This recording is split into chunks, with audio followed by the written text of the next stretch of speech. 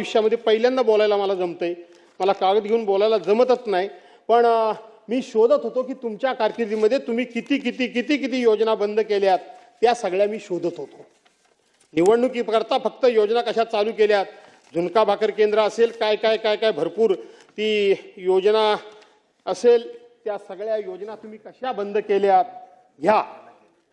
तुम्ही त्यावेळेला उद्धव साहेबांना सांगत होतात की तुम्ही स्थगिती सरकार, म्हणजे त्या सरकारमध्ये तुम्ही पण होतात, कमीत कमी तेवढं तरी टाळायचं असतं, ते पण तुम्ही टाळत नाही.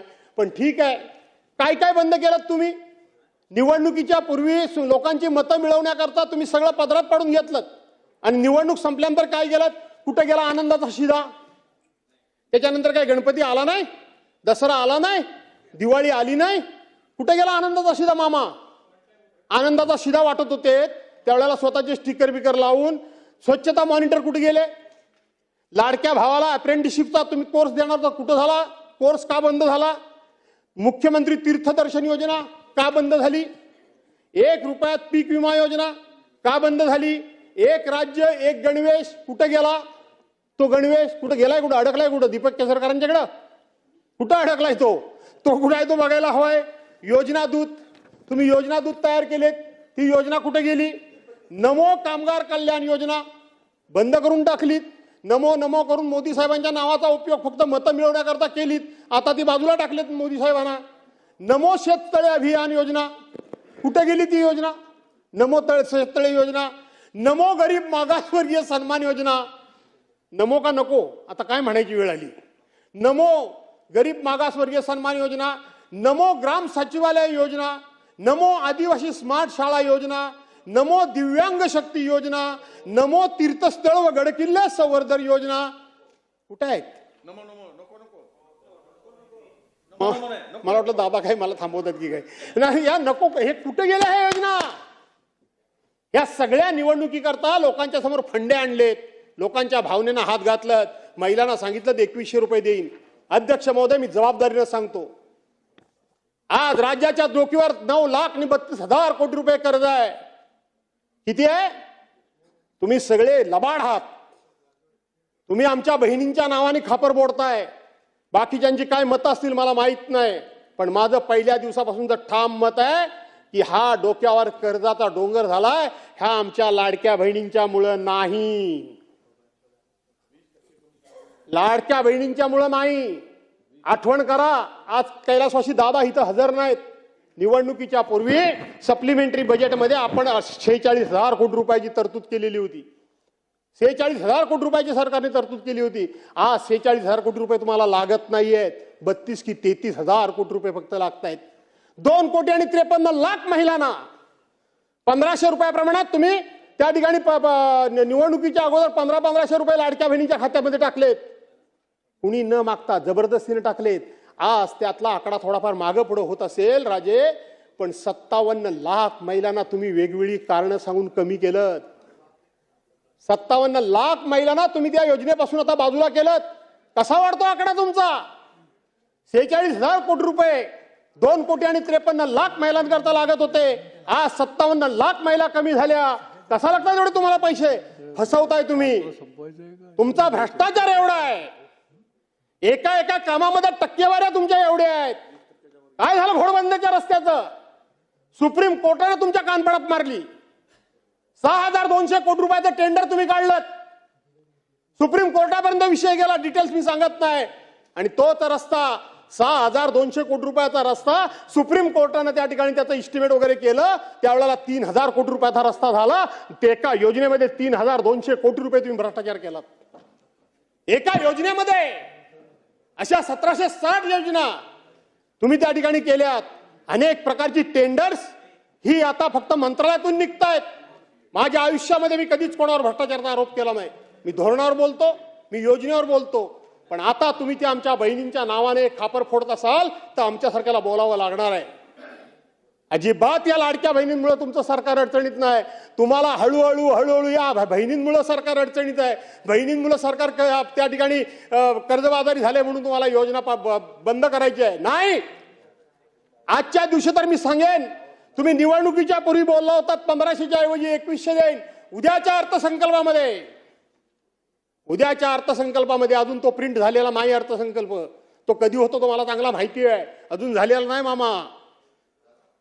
अरे कसा होईल मला माहिती नाही तो कधी होतो तो. आणि म्हणून आता 2100 रुपये द्या, द्या 2100 रुपये. तुम्हीच बोलला होतात शेतकऱ्यांची कर्जमाफी, तुम्हीच बोलला होतात.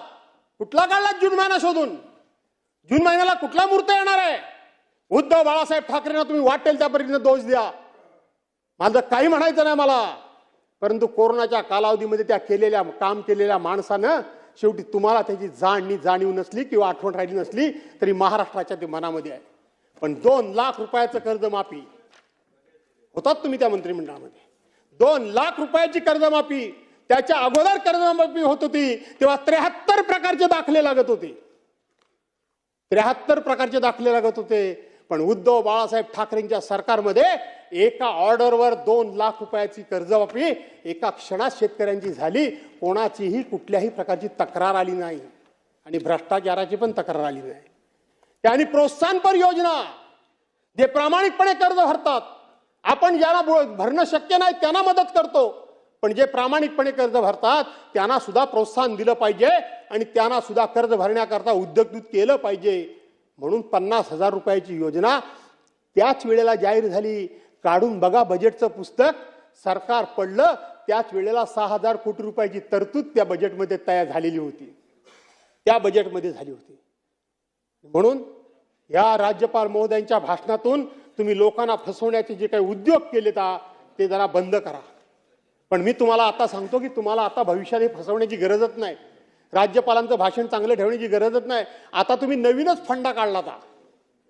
नुकत्याच झालेल्या निवडणुकीचं उदाहरण उद्याच्या उत्तराच्या भाषणामध्ये या ठिकाणी दिलं जाईल आणि आम्हाला ऐकवलं जाईल, हे आम्हाला माहिती आहे. काय तुमची समाजामध्ये पद राहिले, काय तुमच्या पक्षाचं महत्व राहिलंय, काय तुम्हाला कोणी निवडून दिलं, कोणी आम्हाला निवडून दिलं नाही. नगरपालिकेमध्ये मी 1 मिनिटात अटकतो फक्त काय ते नाही मी ऑनलाईन राहत नाही, मी राहिलो तर बरेच मुद्दे आहेत पण नको आता ऑनलाईन नको, मी आता संपवतो. आणि म्हणून तुम्हाला मतं कोणी दिला नाही, नगरपालिकेला, नगरपंचायतीला, महानगरपालिकेला, जिल्हा परिषदेला, पंचायत समितीला कुणी मतं दिला नाही म्हणून मी जोर जोरात सांगाल. मामा आतला आवाज जरा विचारा. इतके वर्ष तुम्ही आम्ही सगळेच राजकारणामध्ये आहोत. अरे काय हे मतामागं पैसे तुम्ही वाटप चालवलं, हे काय चालवलं आहे? काय पर मतामागं तुम्ही वाटप काय चालवता, काय चाललंय ह्याचं बुमरँग होणार आहे. आम्ही काँग्रेसला शिव्या देत होतो त्या काळात, भाजप आणि शिवसेना आम्ही एकत्र होतो. पर मताला पैसे, आता तर त्याच्या पुढचा फंडा, ईव्हीएम संपलं, मतचोरी मतदारातली कमी जास्त करणं हा विषय संपला. आता मताला पैसे वाटणं संपलं. आता तुम्ही समोरचा उभा राहिलेला उमेदवारच मागे घ्यायला लावता, बिनविरोध करता. अरे करताय काय या लोकशाहीचं? त्या मताला काय किंमत राहणार आहे की नाही? जर मतदानानं जर एखादा सदस्य निवडून आला नाही तर त्याच्या भागातला जो कोणी मतदार असेल किंवा नागरिक असेल तो त्याच्या दरवाज्यात कुठल्या तोंडानं जाणार, त्याला कुठल्या तोंडानं जा विचारणार की माझं तू काम केलंच नाही, मी तुला निवडून दिलाय, माझं मत दिलंय, माझ्या गावाचं काम केलंच नाही. तो सरळ सांगितलंय चल तुझं मत घेऊन मी काही निवडून नाही आलो. तो बिनविरोध आला ना. 1952 साली देशाच्या सार्वत्रिक निवडणुका झाल्या. 2026 पर्यंत फक्त 52 लोक बिनविरोध निवडून आले. पण एकट्या परवाच्या महानगरपालिकेच्या निवडणुकीमध्ये तुम्ही 68 लोकांना बिनविरोध निवडून आणलं. अरे संविधान तुम्हाला काय मान्य आहे की नाही? घटना तुम्हाला काय मान्य आहे की नाही? लोकशाही तुम्हाला काय मान्य आहे की नाही? डॉक्टर बाबासाहेब आंबेडकरांनी देशाचे राष्ट्रपती असतील नाही तर माननीय पंतप्रधान महोदय असतील, हे मतदान केंद्रावर जेव्हा जातात तेव्हा त्यांना सुद्धा एकच मत देण्याचा अधिकार आहे. आणि माझ्यासारखा तुमच्यासारखा सामान्य माणूस जेव्हा मतदान केंद्रावर जातो त्याला सुद्धा एकच मत देण्याचा अधिकार आहे. एवढं त्या मताचं मोल आणि महत्व डॉक्टर बाबासाहेब आंबेडकरांनी 74 वर्षापूर्वी ठरवून ठेवलेलं आहे. कुठल्या दिशेनं आम्ही राज्य घेऊन जातोय, कुठल्या दिशेनं आम्ही या ठिकाणी आमचा देश घेऊन जातोय. आणि म्हणून या ठिकाणी मी तुम्हाला एवढीच विनंती करतो की शेवटी हा लोकशाहीचं पावित्र्य जपा. शेवटी लोकमताचा आदर करा. तो सत्ताधारी आहे की विरोधी आहे, ते संख्येनं जास्त आहेत की मोठे आहेत, याचा विचार न करता लोकशाहीला विरोधक पण पाहिजे आणि सत्ताधारी पाहिजे, तरच ही लोकशाही सन्मान मार्गाने चालेल, योग्य दिशेने चालेल.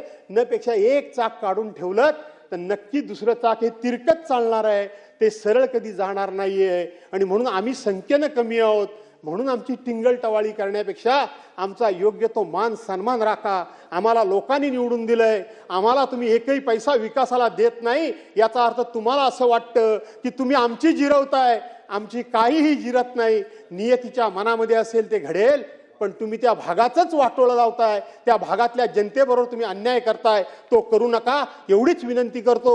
राज्यपाल महोदयांच्या भाषणाला विरोध का केला ते सगळे मुद्दे सांगितलेत.